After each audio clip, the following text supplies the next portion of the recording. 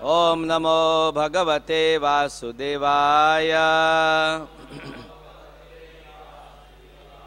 Om Namo Bhagavate Vasudevaya.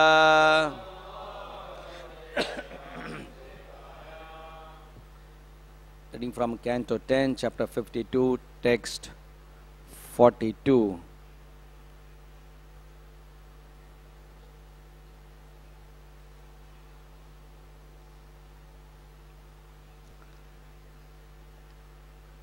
Antapura Antara Charim Anihatya Bandhun Tvam Ad Udvahe Katham Iti Pravadami Upayam Purvedhyu Mahati Kula Deva Yatra Yasyam Bahi Nava Vaduhu Girijam Upeyat Antapurantaracharim Anihatya Bandhun Tvam Udvahe Katham Iti Tadvayami Upayam Purvedyurasti Mahati Kuladeva Yatra Yasyam Bahirnava Vadhur Girijam Upeyat Antapurantaracharim Anihatya Bandhun Tvam Udvahe Kathamiti Pravadami Upayam Purvedyurasti Mahati Kuladeva Yatra Yasyam Bahirnava Vadhur Girijam Upeyat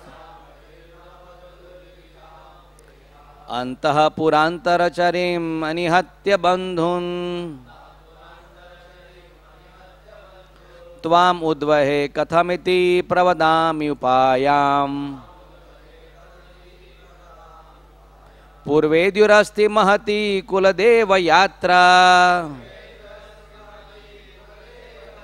Yasyam Bahirnava Vadhur Girijam Upeyat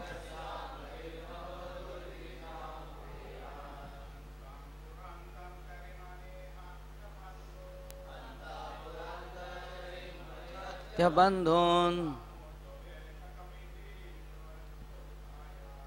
Tadam Udavahe Kathemati Pravadami Payam Purvedyurasti Mahati Kuladeva Yatra Yasyam Bahirnavavadhur Girijam Upeyat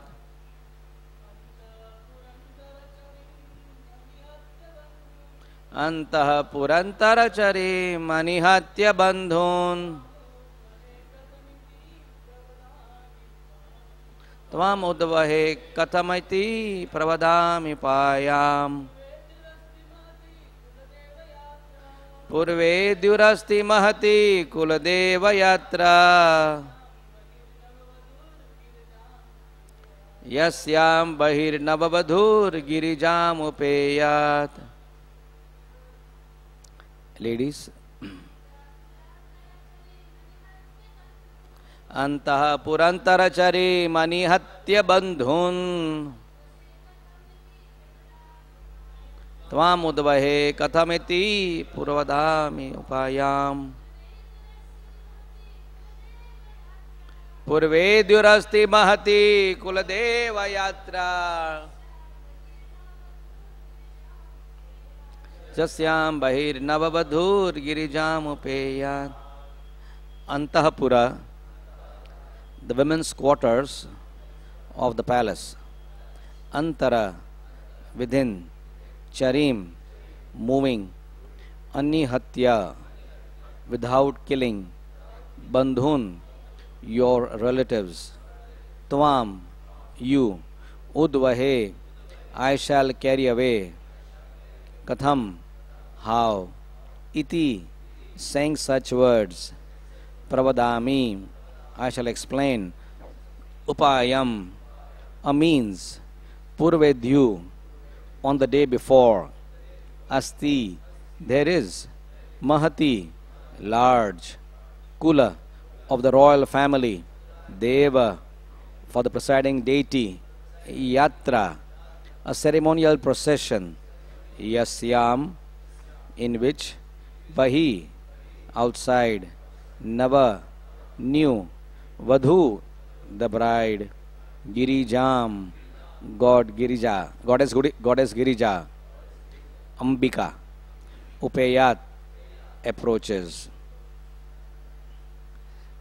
Translation purport by the disciples of Srila Prabhupada. Since I will be staying within the inner chambers of the palace, you may wonder, how can I carry you away without killing some of your relatives? But I shall tell you a way. On the day before the marriage, there is a royal procession to honor the royal family's deity. And in this procession, the new bride goes outside the city to visit goddess Girija. Purport. Clever Rukmini anticipated a possible objection on the part of Sri Krishna. He certainly would not object to subduing rascals like Shishupal and Jarasandha, but he might be reluctant to injure or kill Rukmini's relatives, some of whom might block his way to the palace's inner sanctum, where the women are protected. The procession to or from the temple of Girija Durga would provide the perfect opportunity for Krishna to kidnap Rukmini without harming her relatives.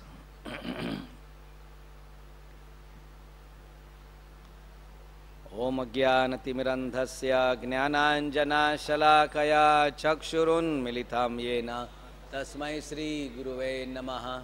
Sri Chaitanya Manobhishtam Sthapitam Yena Bhutale Swayam Rupa Kadamayam Dadati Swapadantikam Vandeham Shri Guru Shri Yuta Padakamalam Sri Gurun Vaishnavamscha Shri Rupam Sagrajatam Sahagana Raghunathanvitam Tam Sajivam Sadvaitam Savadhutam Parijana Shahitam Krishna Chaitanya Devam Shri Radha Krishna Padan Sahagana Lalita Sri Vishakhanvitamscha He Krishna Karuna Sindhu Dinabandhu Jagatpate Gopesha Gopika Kanto Radha Kanto Namostute Tapta Kanchana Gaurangi Radhe Vrindavaneshwari Rishabhanu Shute Devi Pranamami Hari Priye Vancha Kalpatarubhyascha Kripa Sindhubhya Evacha Patitanam Pavanebhyo Vaishnavebhyo Namo Namaha Sri Krishna Chaitanya Prabhu Nityananda Sri Advaita Gadadhar Sri Vasadi Gaura Bhakta Vrinda Krishna Hare Krishna Krishna Krishna Hare Hare Hare Rama Rama Rama Hare Hare. Since I will be staying within the inner chambers of the palace, you may wonder, how can I carry you away without killing some of your relatives? But I shall tell you a way. On the day before the marriage, there is a grand procession to honor the royal family's deity. And in this procession, the new bride goes outside the city to visit goddess Girija.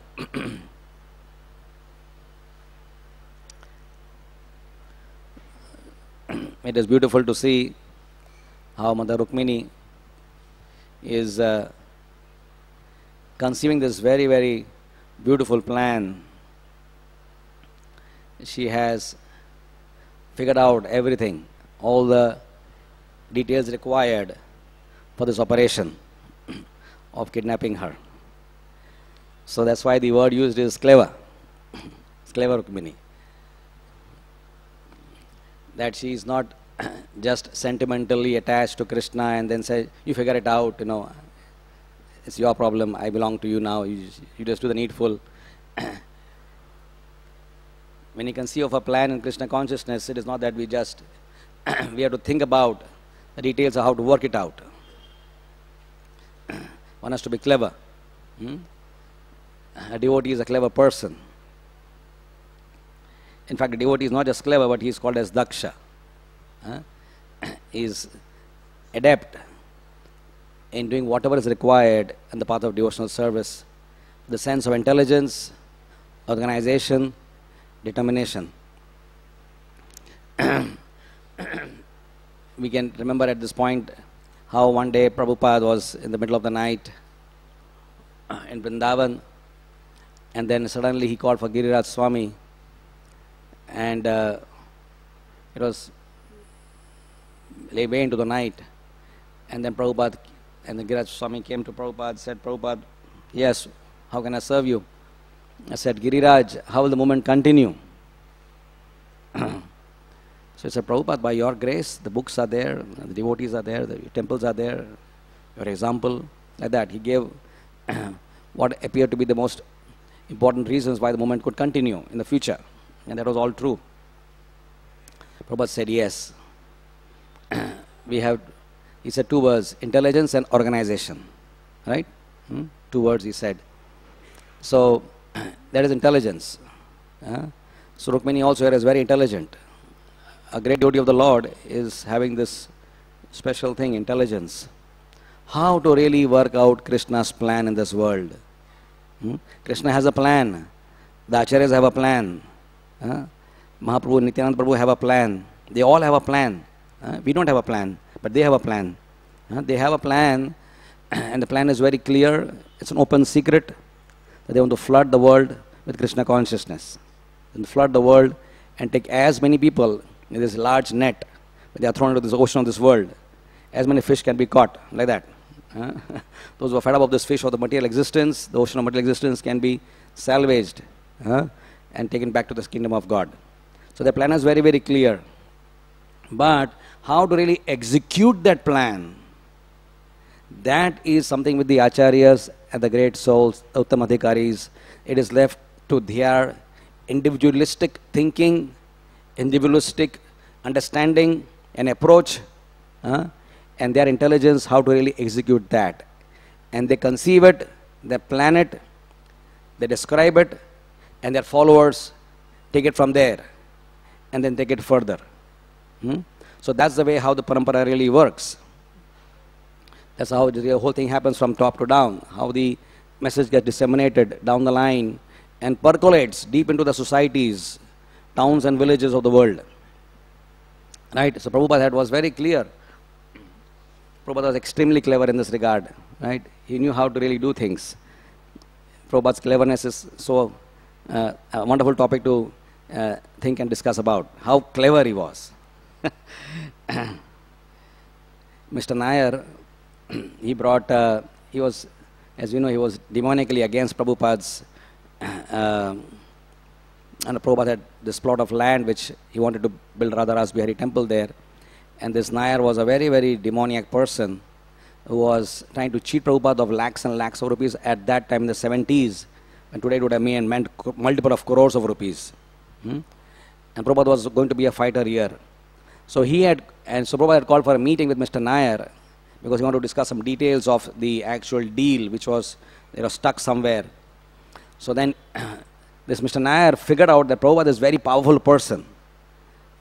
So I have to get an equally powerful fellow with me to sort of prevent Prabhupada's tricks, mind control tricks. He may be having hypnotic spells he may put upon me or whatever. So he took a very powerful mystic along with him who was just supposed to be there and monitor the exchange of subtle energies which are taking place there. So he was going to monitor all that. So Prabhupada, he was very kind to him and very like that, and said they had nice prasad, and everyone was fed nicely, and said, so you must be tired now, right? You may take some rest. Take some rest in the next room, and then we can discuss after you take rest. So then it was agreed. Okay, it's very courteous of Prabhupada to think like that we can discuss, but it's not urgent. You just take some rest. So Mystic Yogi went and slept. Mr. Nair went and slept. He went and slept in the next chamber. And Prabhupada told, I don't know who was there, maybe Tamar Krishna Maharaj, whoever was there, he said, go and wake up Mr. Nair. Don't wake up the mystic. So mystic was slumbering away, snoring away into his mystic slumber. Prabhupada called Mr. Nair and started discussing what was necessary, and made the things happen, while the mystic yogi was, in a different realm. Right? Prabhupada was very clever, very, very clever. He knew how to, he was a man who knew the one side of the transcendental abode of Krishna, and he exactly knew the dealings of this world also, both in one. He was not a, what they call in this world as naive, or sometimes a nincompoop. He wasn't anything of that. He was extremely sharp, extremely clever. When he was negotiating the Fisher mansion at Detroit, very clever. Said, we are beggars, Baba. No, he was trying to buy a big mansion, huge mansion, which had handles of gold and taps of gold. The flooring carpet was like millions of rupees and like that. It's all chandeliers. Everything was gold. Fisher mansion, very prominent. Some royal personality was staying there. And now it was, of course, open for sale. Prabhupada wanted that. Prabhupada wanted that. Not for himself. He was happy with Radha Damodar Mandir temple in a small room he was staying, 10 by 10 square feet. He wanted it for Krishna, the best things. But how to negotiate a big deal like that? And then some price was quoted, I don't remember, about $400,000 or something like that. Prabhupada said, okay, I will give $100,000. He quoted just rock bottom 10, 1/4 the price. He said, So the Lal who was there next, they said, hey, we didn't agree on this price, come on. This is not the price which we wanted to. So see, I am a fakir, I'm a beggar. You are beggars, Krishna is great. Prabhupada said like that. And he somehow made the deal in such a way, he spoke such words that fellow ultimately, sort of melted away and said, okay, so much you take it for the price he was offering. So in this way, Prabhupada was very clever, very sharp person. Nobody could cheat him. How to fight lawsuits, powerful lawsuits, American lawsuits, 1976. Huge. Deprogramming was a big, blemish on our movement, and it threatened almost its existence in America. And Prabhupada was very, very clear that if this court case is lost by ISKCON, then we lose our roots itself in America, which was the motherland of ISKCON. ISKCON was born in New York. It started sort of, it was conceived in India but born there, like that. Like a lady may get pregnant in India but may deliver in some other country, right? So ISKCON was conceived by Prabhupada in India, but it was delivered, the baby was born in New York. But it was a very dangerous situation. But Prabhupada was very clear. Rameshwar Maharaj was there and other people. Prabhupada was programming them first. They were trying to deprogram, but Prabhupada to program first our devotees. How to really get this court case going and fight with the American law. America is not like some, you can just bribe somebody and get the things done. It was a very serious situation. Prabhupada won the case. And when he won the case, Prabhupada, then he said, now, this moment is here to stay. He made that proclamation, Now, nobody can uproot this movement from this world. Because it is going to stay here for hundreds of years to come. Prabhupada was very, very clever. So, this is how even Rukmini Devi is. She's in a female body. But we may think, oh, women are less intelligent and blah, blah, and all that stuff, right? But it's not true. When it comes to Krishna consciousness, the women or the men, Krishna gives them intelligence. As they say in this English language, where there's a will, there's a way, right? So there is a will. Rukmini Devi has a clear-cut will, a determined will, that I want to marry the most beautiful person, that is Krishna. And she's not just going to stop at that. She's going to figure out all the necessary microscopic details which she's communicating in this letter. I said, how to really get this done. And now she is telling him the plan, that I will be coming out in the open. You don't want to kidnap me from right inside. I'll come in the open and I'll be sort of, unprotected in that sense, because it's just my female attendants will be around me. Because, when the queen goes or the princess goes, it's not that, all the women go along with them, right? It's not that the men go around, women go. And she will be less protected. There's a time you can come and kidnap me, right? So the basis of Rukmini Devi's this great, almost I can say, adventure which he wants to get into is based on Rukmini Devi's immense attraction for Krishna's beauty and his qualities. She says this in the beginning, that I'm attracted intensely towards your beauty and to your divine qualities. So that's what is the driving force in Rukmini Devi's heart, that she's deeply attracted to Krishna's beauty. And why not? And why not? That's the question. After all, Krishna is the most beautiful person, right?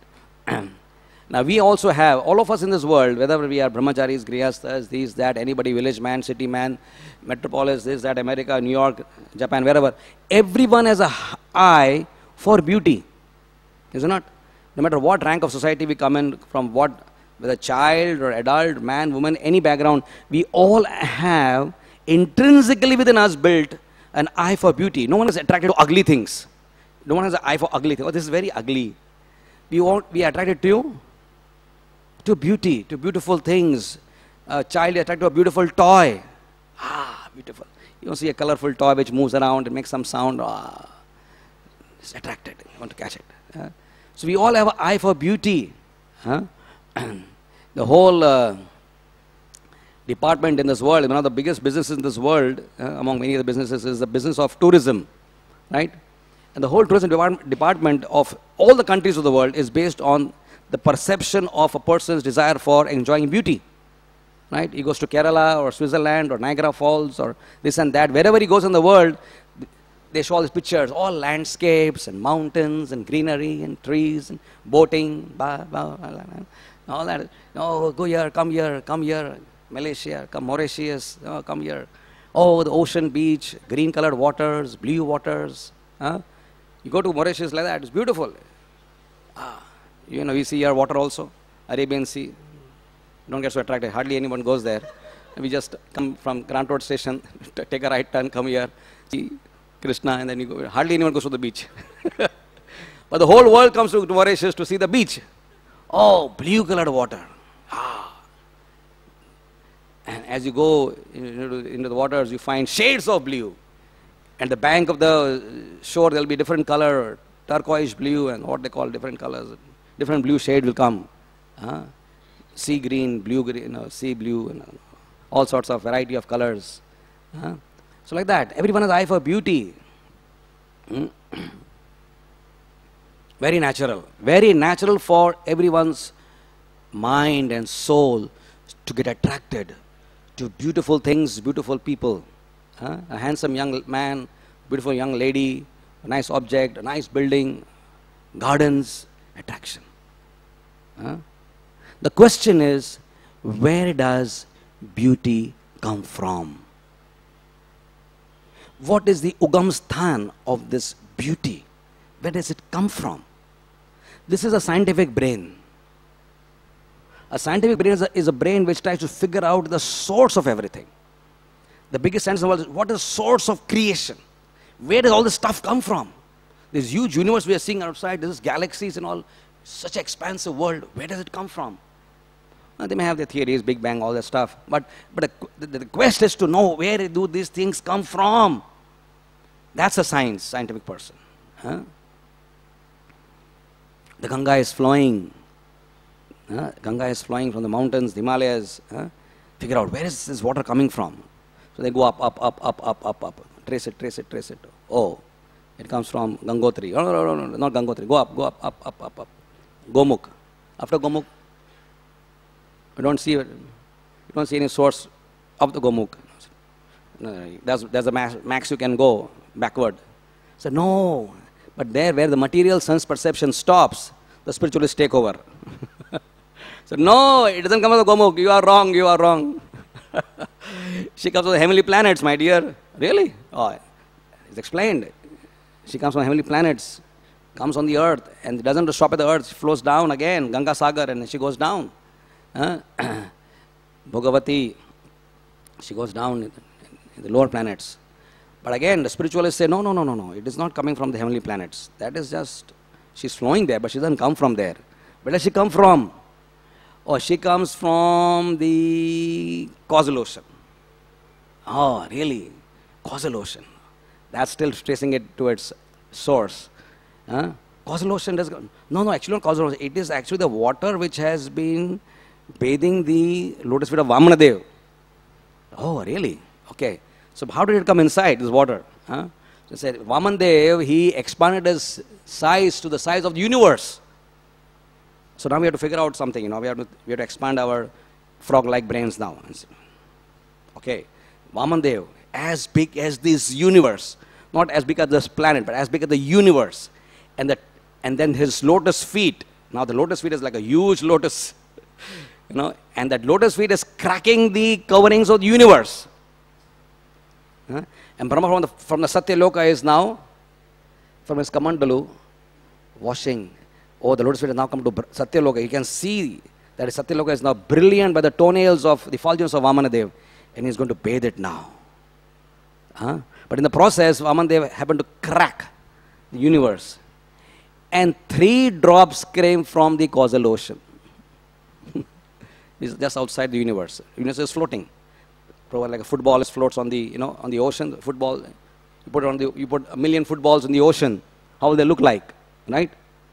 So all the oceans are floating like that, tuk, tuk, tuk, tuk, tuk, bouncing in the causal ocean.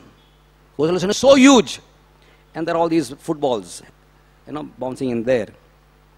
And one football cracked from inside. And 3 drops of the ocean went inside. From outside they went inside. And that 3 drops is the entire Ganga flowing for millions and millions and millions of years. That's where the spiritual scientist ends. Said, wow, it comes from Vamanadev. Jai. Everything has to ultimately end at Krishna. Whether it's Ganga or anything else. It has to end, not end, let's say begin from. It doesn't end there, it begins from there. That is what the Acharyas have been emphasizing again and again. The first sutra is Janmadi Asya Yataha. The spiritual scientist takes us, the spiritual sciences take us way beyond sense perception, way beyond the reach of the sonar and the radar. Right? And take us to the ultimate source of all water, the causal ocean. Where does beauty come from? Rukmini Devi is attracted intensely to Krishna's beauty. We talked about all this, various Kerala and Goa beach and all that, Mauritius and everything else. Oh, Krishna says this is all beautiful things. Yes, very beautiful things. Oh, you look in, in the monsoon, and then suddenly there is some sunshine is there, and on one side is raining, and then a little drizzle is there, and then there is sunshine, and you wait in the sky. Very soon there will be a rainbow. And then you look at the rainbow. What a beautiful creation of nature. 7 colors, Vibgyor. Oh, the rainbow. It lasts for half an hour, 1 hour, 2 hours. It fades away. Beauty. Krishna says very clearly, my dear Arjun, yad vibhuti mat sattvam Srimad urjitam evava tat eva gachatvam mama tejomsha sambhavam. All this is just tejo amsha. My tej, and this is my, all the beauty of this world, all the beautiful men, the beautiful women, and all these rainbows, and all these greenery, and these mountains, and the snow-capped, hills, everything which looks beautiful, it is beautiful. It is not to be denied. There is beauty there. It may be temporary, but it is beautiful, no doubt. Anyone can say it is beautiful. And there are millions of snaps taken by best of photographs with best of lenses,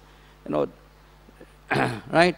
Because they are attracted to that. They want to capture that beauty into a solid film and show this is beautiful, right?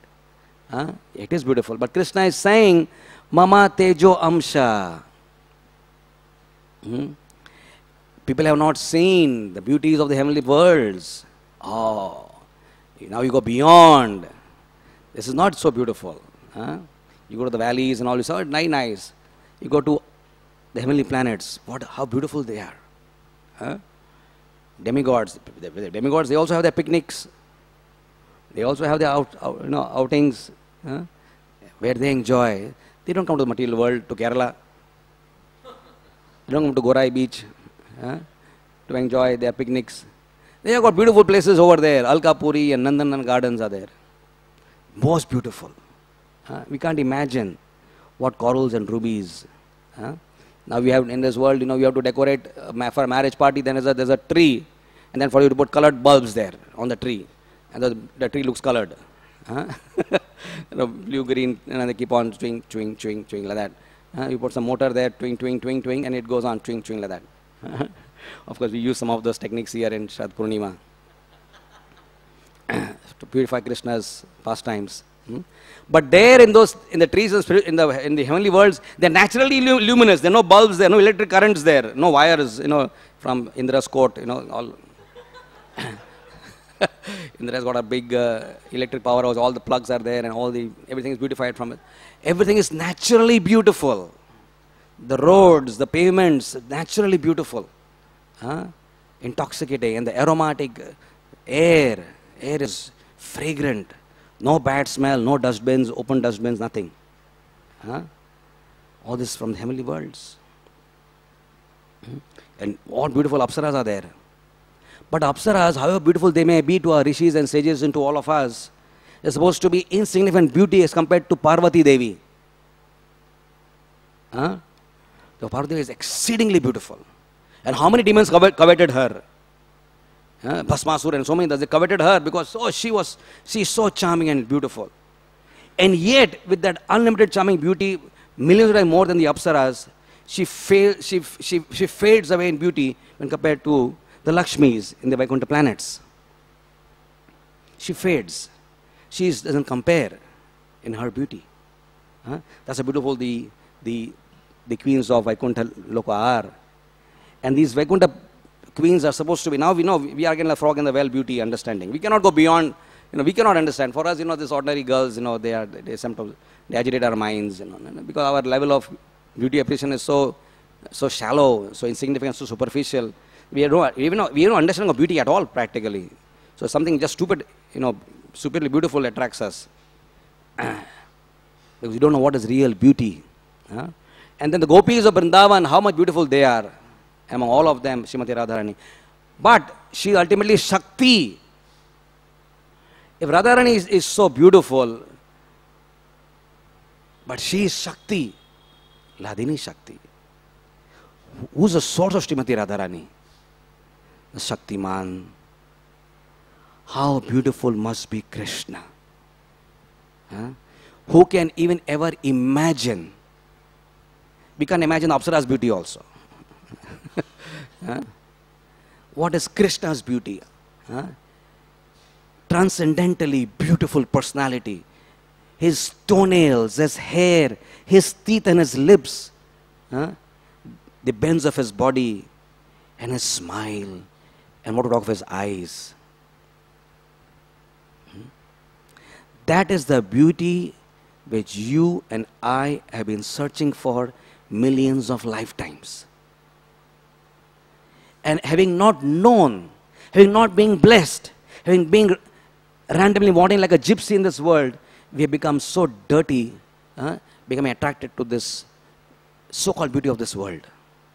And in finding the real beauty of the real beauty which we are looking for, we've been going after lifetimes and lifetimes looking for beautiful things. You get attracted to something and you again come back to fulfill the desire. You get attracted to some desire and then the desire brings you back to this world. And again attracted to something and you get back to this world. So you go on, this pursuit of beauty to attract, makes us go on in the sojourn of this world, lifetime after lifetime after lifetime. And Madan plays his tricks on all our minds, and how we get enamored, how we get so enamored by these things. And when we talk of Krishna's beauty, it's not even Krishna, it is Naranarayan Rishi.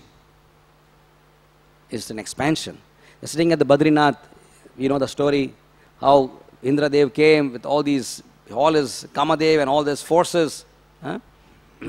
See, this is important. Why? Because Prabhupada is saying here, the devotee's life. What is a devotee's life? What is the content of a devotee's life?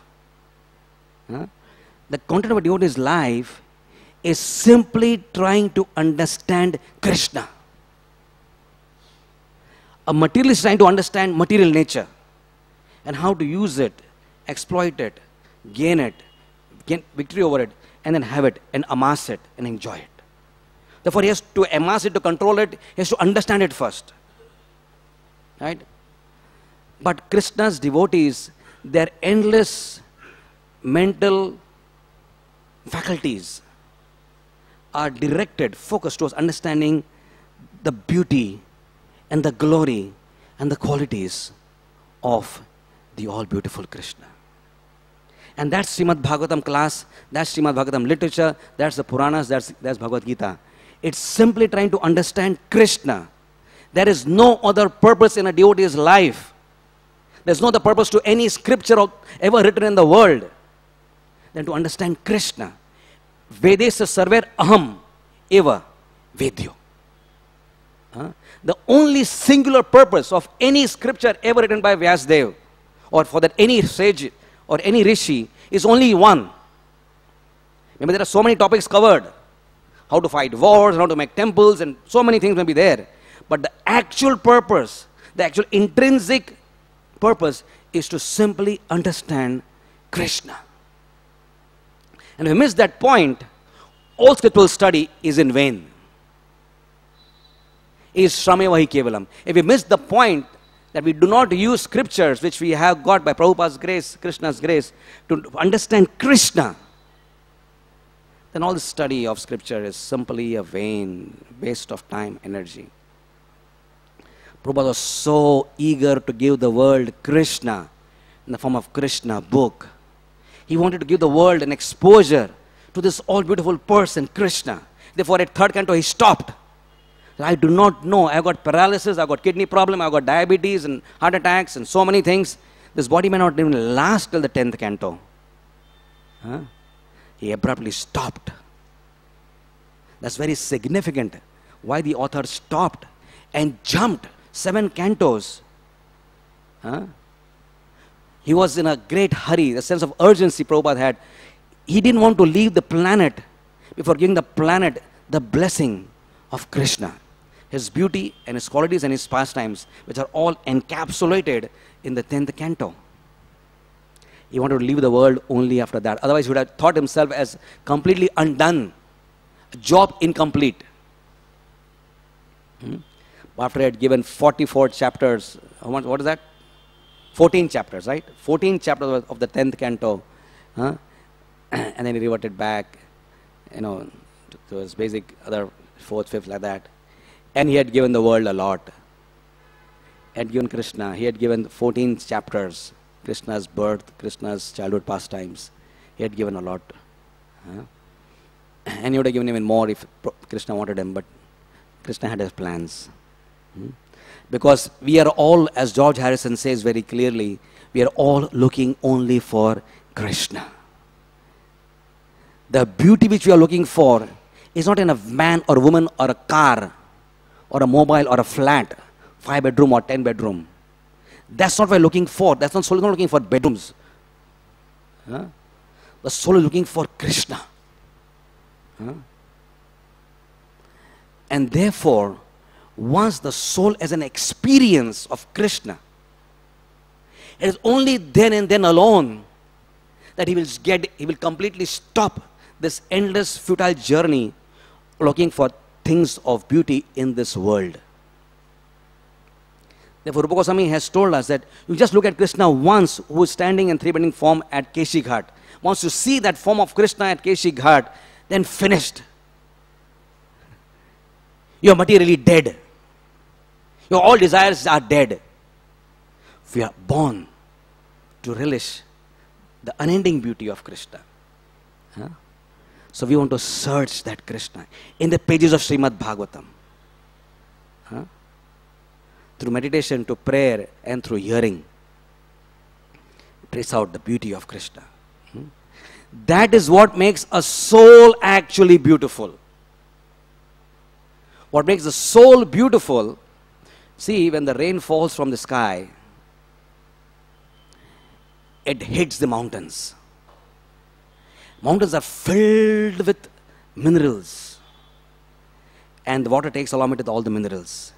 And with it laden with minerals, manganese and copper and cobalt, so many valuable minerals, it goes into the plains and then rushes into the rivers. And wherever the river flows or the minerals flow, and they go and fertilize all the land required for luscious growth of beautiful trees and foliage. Right? Similarly, when the soul comes in contact with Krishna, just like the rainwater comes in contact with the mountains, was a reservoir of all these minerals, the soul also comes in contact with Krishna and becomes imbued with Krishna's quality. He becomes actually beautiful. Prabhupada was a beautiful man. And if you want to know how beautiful he was, ask Shamsundar Prabhu, who was staying with him live, close by for a few years, and saw the delicacy and the intricacy and artistry of every movement. Whether it was drinking a glass of water, or breaking open a puri which is bloated up, or eating a banana, or chanting his rounds, or whatever. He was looking at Prabhupada with such an eye of beauty. And it is not just sentimental. Prabhupada had a beautiful smile. When you think of all the austerities of his disciples, whether it is the freezing cold of Siberia or Russia, or the hot summers of various places they were distributing Prabhupada's books, it was the only reward they had for all the intense tapasya which they did was to see a smile on Prabhupada's face. That smile for them was non-different than Krishna smiling on their soul. That is the type of satisfaction that particular Vaishnava had when Prabhupada's smile was genuine. It wasn't a plastic smile of air hostesses and actresses. It was coming from his heart. When Prabhupada was pleased, he would smile. When he would smile, that smile was coming from Krishna, who was also simultaneously pleased with that particular devotee's endeavor. Prabhupada's smile was actually beautiful. It was spiritually beautiful. It wasn't the beauty of what the camera can see, but what the soul can perceive. Prabhupada was a beautiful person, right? Because he was in touch with Krishna. Anyone who comes in contact with Krishna becomes beautiful. Kubja was a very ugly lady. Nobody would look at her for the second time. She's all bent in various ways, and the way she should have been walking was like, with all her, bent spine, all that stuff. How can a person like that be beautiful? You look at her and say, ugly. But her soul became beautiful that particular moment when she touched Krishna's beautiful body with the chandan in her hands, and she applied chandan on his face, on his limbs, hands, legs, various places. And the moment she did that, her soul sort of brightened into beauty. And Krishna wanted to prove how beautiful she had become and for the world to see. And Krishna touched her. She had touched Krishna, but now Krishna touched her. And then straightened her up. And she became like the goddess of fortune. Beautiful. The hippies of this world were dirty people. Dirty. No bathing, alcoholism, drugs, lying on like bums on the side of the road. Dirty people. Smelly. Untouchables they had become. But they came in contact with the most beautiful person, that is Prabhupada. And through Prabhupada, to Krishna's holy name, and to Krishna's prasadam and his philosophy, and how they changed from ugly looking dirty people which everyone abhorred to look at. Nobody would go to the streets. There's no beauty there. It's all dirt and bat's odor in every street practically. But the moment they touched Krishna and Prabhupada and the holy name and Krishna's philosophy, they blossomed. And the men became so beautiful. shaven heads, saffron or white. The women become so beautiful with saris, necklaces, and a red mark in their hair, between the hair parting. They become beautiful people. The natural beauty was awakened. So, Krishna is all beautiful, and a person in this world becomes beautiful only when he comes in contact with that all beautiful person. Because his soul becomes beautiful. He shines because of the power of his character. Shines because of his laden with Vaishnava qualities. The beauty actually of the soul is when it manifests Vaishnava qualities. They are, just like a lady has ornaments for beautification, similarly the soul, when it cultivates, when the spirit soul, the devotee, cultivates various, through sadhana bhakti, various activities to beautify his conscience with the qualities of humility and love and surrender to Krishna, he becomes beautiful. And then even Krishna gets attracted to him. Why? Because he has been touched by the grace of Srimati Radharani. When Krishna gets attracted, he lifts his soul with his own hands, takes him to where everything in that realm is all beautiful. Every peacock, every grain of dust, every leaf there is unending, ever-increasing beauty. It's a realm of beautiful people, Golok Vrindavan. Because everyone's soul is shining with love. Love for Radha and Krishna. And when you go to such a place, everything becomes completely beautiful. That's why devotees are so beautiful. Devotees are very beautiful people, very attractive. They shine with Krishna's beauty. So let us make our endeavor to go deeper and deeper in our discussions, in our readings, in our meditations, to unravel, unfold, and excavate from this huge mine of Krishna's divine qualities, his guna and his rupa. Through the holy name, we can access Krishna's beauty. Through the holy name, we can access Krishna's qualities. And we want to become unsatiated in hearing that. The way Parishad Maharaj is getting is unsatiated. He is not satisfied. He is drinking and drinking and drinking and drinking for 7 days. How much can a person drink? But his soul is ever increasingly thirsty, drinking Krishna's qualities, drinking Krishna's beauty, the beauty of his pastimes. We have that treasure by Prabhupada's grace. We have to allow our minds to get distracted, unattracted from all the other so-called attractions of this world, and just focus with this one pointed consciousness, Vivasayatmika Buddhi Eke Kuru Nandana, to understand Krishna's beauty. All this analysis of apsaras and all is to make us understand how beautiful Krishna must be. Because Krishna can only be understood by some comparison. Because we don't have Krishna's absolute understanding. We compare him to a cloud, compare him to an apsara, compare him to a nice flower, or the moon, something of this world, which we can see. Oh, if the moon is beautiful, the flower is beautiful, the peacock is beautiful, what is Krishna? Like that. Because we have only such a limited range of comparison. Just have the clouds. It's Ghanashyam. So in this way, we have to allow our minds to go deeper and deeper to this understanding. And then we can see that Mother Rukmini is saying that, you are so beautiful, my dear Krishna. If I don't get you, I'm willing to perform endless tapasya for millions of years. And that may one day attract your grace. And one day I'll be able to have your holy darshan. That's the type of energy she wants to put behind obtaining and attaining Krishna. How much energy are we putting in our spiritual lives to attain Krishna? It is not as much as it should be. So let us make a deeper endeavor to understand some beauty is here in front of our eyes as Radha and Gopinath, Radha Shama Sundar, Radha Madhava.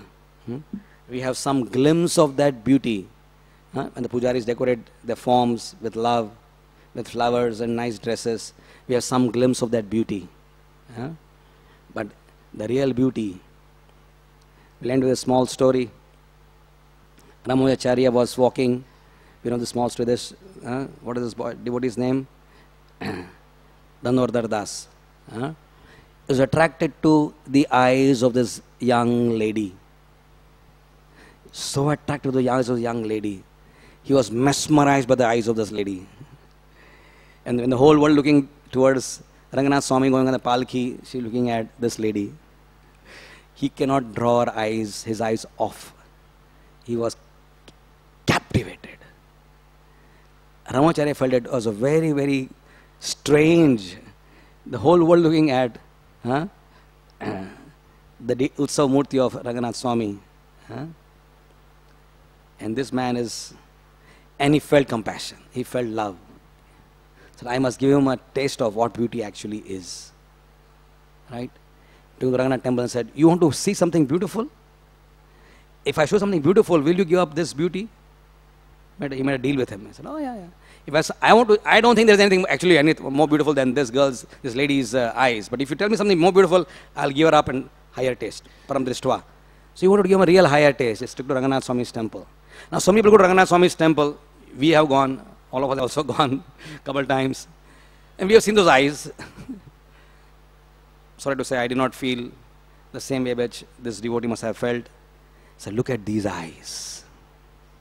Like Krishna gave Arjuna divine eyes to see, so Sri Ramacharya gave divine eyes first to so able to see the real beauty of Krishna. When he saw Ranganath Swami's eyes, it's finished. Each and every limb of Krishna has got unlimited beauty. Unlimited. The nail. Unlimited beauty in the nail. How can there be unlimited beauty in a nail? Now girls have to put so much of these days. There are nail parlors. They keep on putting various things on their nails to make them appear beautiful. Krishna's nail is unlimitedly beautiful. His eyes are unlimitedly beautiful. His hair unlimitedly beautiful. How can hair be unlimitedly beautiful? That is Krishna. It's inconceivable. When he saw the eyes, he was finished. He said, this is it. My search ends here. There's nothing which can ever be more beautiful than this. And he became a devout, madly attracted devotee to Ranganath Swami's beauty. Gopinath is here. Premanjana Churita. When we get that Premanjana from the spiritual master, we will also be able to appreciate the beauty of Radha and Gopinath. Let that be the singular desire which governs our life all throughout. To be attracted to see Krishna. When can I see you? When can I be with you? Let that be the hankering of our souls to our journey in spiritual life. Hare Krishna. Thank you very much. Is there any questions? It's a little late now, but we'll end here. Srila Prabhupada ki jai. Gaur Premanande.